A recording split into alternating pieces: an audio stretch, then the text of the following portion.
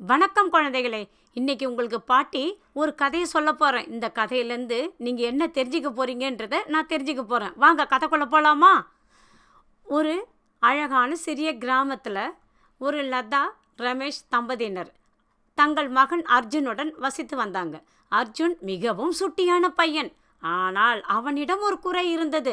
எந்த ஒரு வேலையும் சரியான நேரத்தில் செய்யாமல் தள்ளி போடும் வழக்கம் அவனிடம் இருந்தது. ஒரு நாள் அந்த பழக்கம் அவனுக்கு ஒரு பெரிய பாடத்தை கற்றுக் கொடுத்தது. அது என்னன்னு பார்க்கலாம் வாங்க.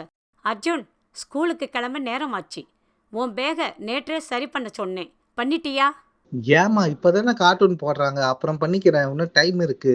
அர்ஜுன், பொறுப்பு இல்லாமல் வாழ முடியாது. வேலை செய்ய ஒரு நேரம், விளையாட ஒரு நேரம், இல்லைனா பின்னாடி ரொம்ப வருத்தப்படுவேன். சரிப்பா, அப்புறம் பார்த்துக்கலாம்.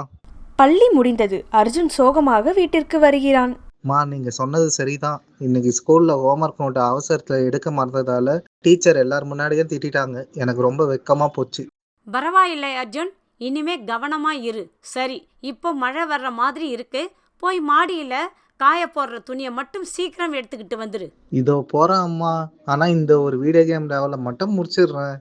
சிறிது நேரத்தில் பலத்த மழை பெய்து முடிகிறது. அம்மா சரிம்மா, கேம் விளையாடுறதுல துணியை எடுக்க மறந்துட்டேன். மழை பெய்யுது, எல்லா துணியும் நனைஞ்சு போச்சு. தவறு நடந்தது சரிதான் அர்ஜுன். ஆனா இதுல இருந்து நீ ஒரு பாடம் கத்துக்கணும்னு நான் நினைக்கிறேன். அர்ஜுன், வருத்தப்படாத. நம்ம புதுசாக ஒன்று யோசிப்போம். ஒரு பேப்பரில் தினமும் உன் பொறுப்பு என்ன, நீ செய்த தவறு என்ன, அதை எப்படி திருத்துவோம்னு எழுது. சரிப்பா, நான் கண்டிப்பா செய்யறேன். என் மேல எனக்கே கோவமா இருக்கு. நான் கண்டிப்பா மாறுவேன். சில நாட்கள் கழித்து அர்ஜுன் உற்சாகமாக ஓடி வருகிறான். அம்மா இங்க பாருங்க, இன்னைக்கு ஸ்கூல்ல சிறந்த பொறுப்புள்ள மாணவன் விருது எனக்கு கிடைச்சிருக்கு. நான் இப்ப எல்லா வேலையும் கரெக்டா டைமுக்கு செய்யறேன். சூப்பர் அர்ஜுன், உன்னை பார்த்தா ரொம்ப பெருமையா இருக்கு. நான் இப்ப புரிஞ்சுக்கிட்டேன் அம்மா. பொறுப்புங்கிறது ஒரு சுமை கிடையாது.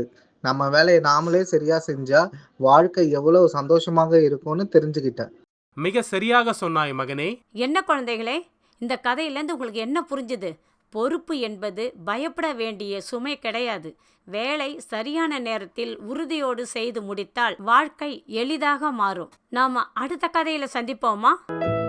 பாட்டி கதைகள்.